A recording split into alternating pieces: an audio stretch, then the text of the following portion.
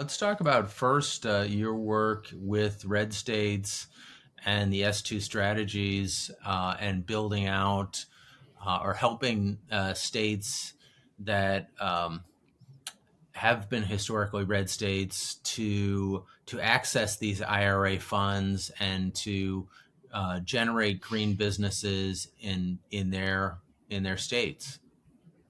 Yeah, I mean, absolutely. It's been amazing to see that, um, every month or so, there's kind of a tally up that some of the NGOs do of which states have been able to access the most IRA or other federal clean energy incentives than others. And it's very much, red states are at the top of the list. States like Georgia, for example, are really showing a lot of leadership in how you can take clean energy as an economy builder, and the amount of foreign companies committing and not only now committing, but two years after the Inflation Reduction Act, building factories in places like Georgia is really outstanding to see. So, in addition, I would say there's programs like there was a grant program called the Climate Pollution Reduction Grant Program, and you had almost every single state,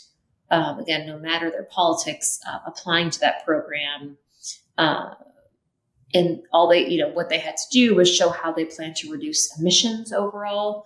And those funds could be used to reduce those emissions based on the strategies they put forth. That program was completely oversubscribed. They got over 330 state and local government grant applications. Again, almost 50 states did submit. They were 6 to 10 times oversubscribed. So really phenomenal to see, deep bipartisan interest from states, because they know they know for economic reasons, for their own economic development and own interests, it's smart to bet on clean energy and bring those investments into your own state. Yeah, I saw recently that there were 18 Republican congressmen who were saying they would not vote to repeal the IRA. So that was a hopeful sign that, even though there have been a lot of rumblings from Trump and others that they would work to repeal the IRA, if 18 Republican congressmen weren't willing to vote for it, then even if they had control of both the House and the Senate and the presidency, that it wouldn't be repealed. That's right. Yeah, I think that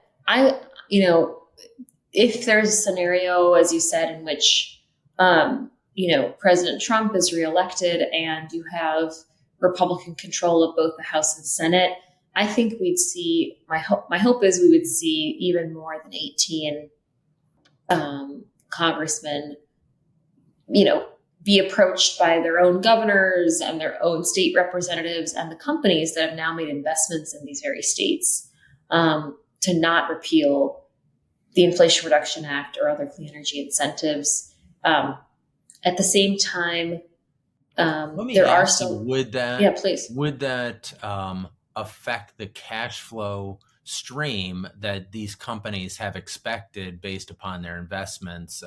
So it's not just like a one-time um, cash or tax credit that the IRA offers, but it's a stream of income that occurs over a period of years for any company that is kind of making a major investment under the IRA.